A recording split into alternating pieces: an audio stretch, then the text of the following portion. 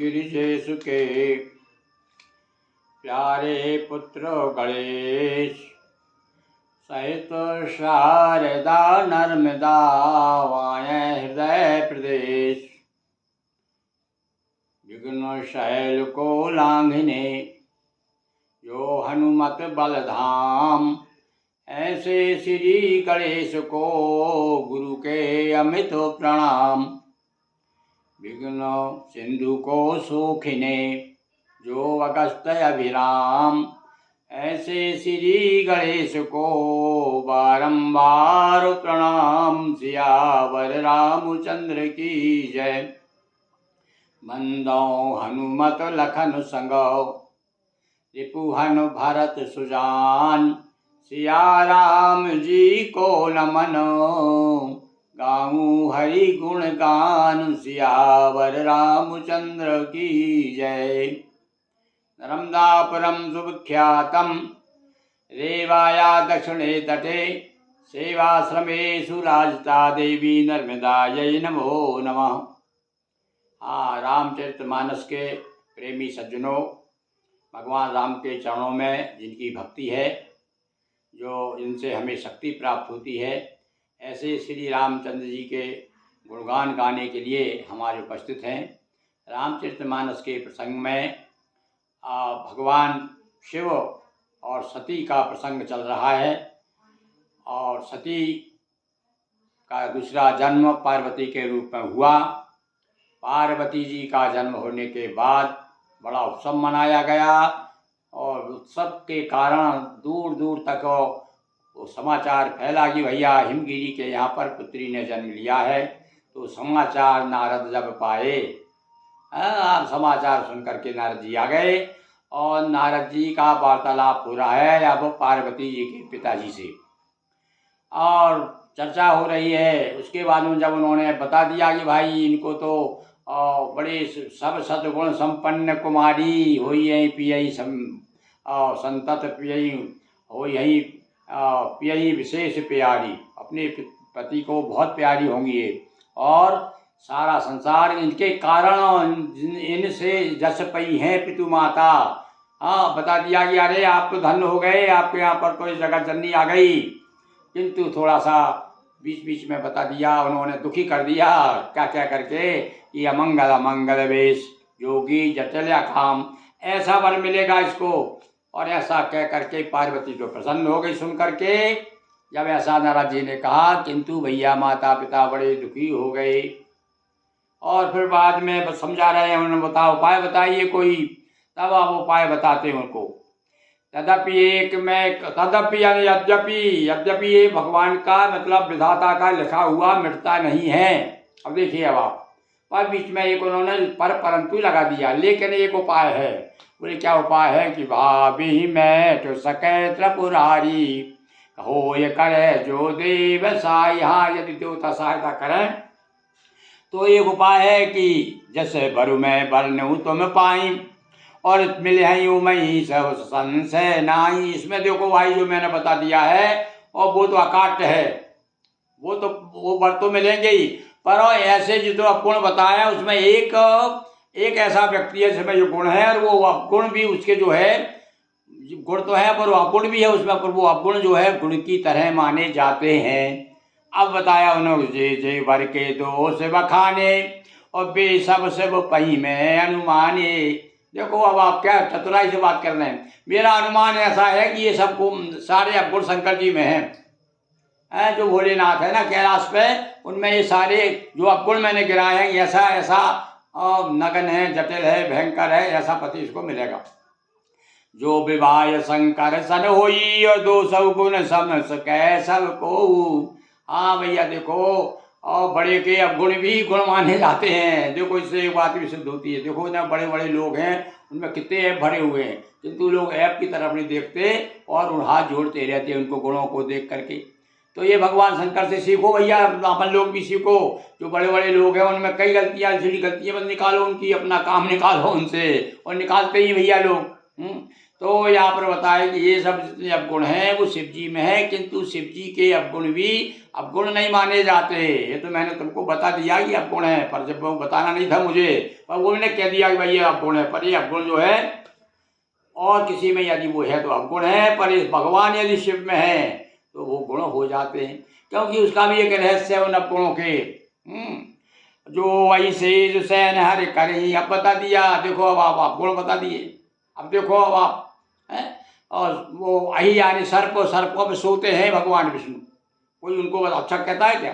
कोई बुरा कहता है क्या उनको? भला बताओ, कोई बुराई करता है क्या? वो तो कभी तेने कार्य दो, फिर उन्हें कोई दोष नहीं देता। अब यहाँ देखो इसके माध्यम से शंकर जी को अब दोषों को देखो, पहले तो अवगुण बता दिए, पर आप गुणों की प्रशंसा कर रहे हैं। वो बता रहे हैं यहाँ से अवगुण और भी लोगों में भाई, केवल शिव जी में ही नहीं है।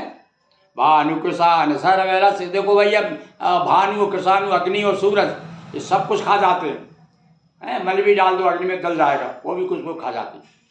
तो क्या उनको कोई सर्वभक्षी कहते हैं क्या? उनको को बुरा कहते हैं क्या?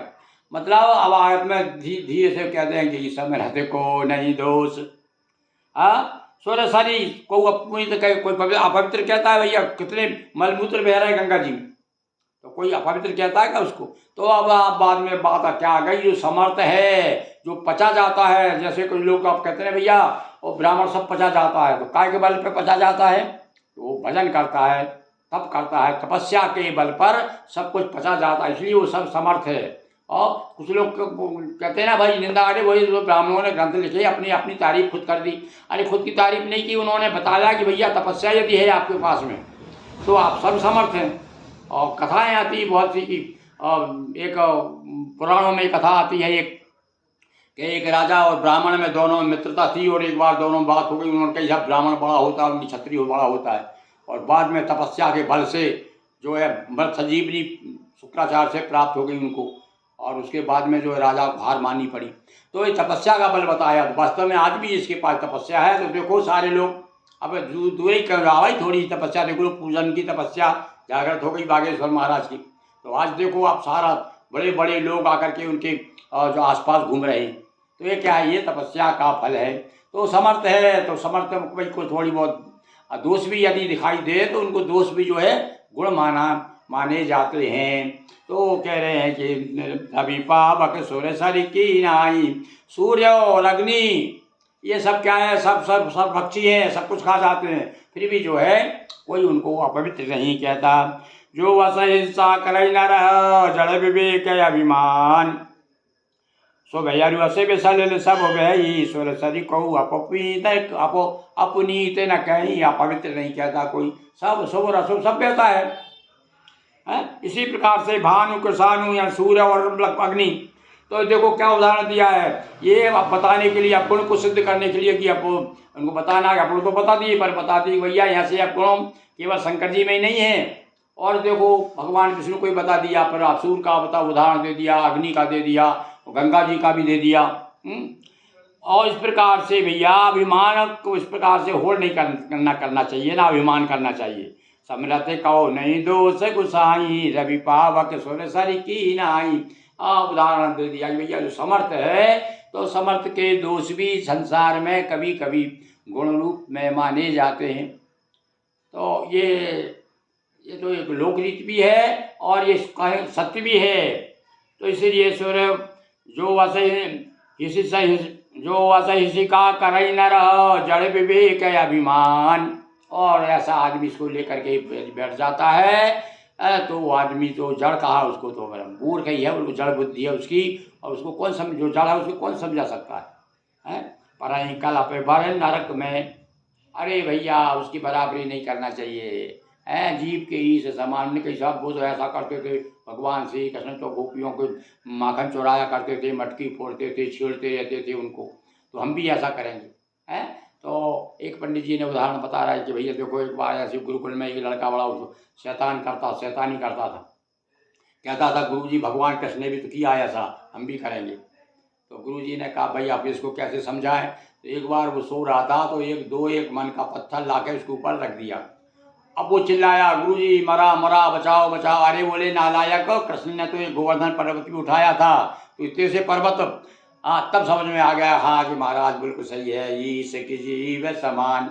अरे हम तो जीव हैं, वो कहाँ ईश है, वो समर्थ है, सर्व समर्थ है, उसके लिए जो कुछ करता है वो सब ठीक है। ऐसा कह कर के और कुछ सांत्वना दे दी उन्होंने। नारद जी ने और पार्वती जी के पिताजी को समझा बुझा दिया और खुश भी कर दिया, थोड़ा सा दुखी भी कर दिया और ये भी बता दिया कि चिंता मत करो।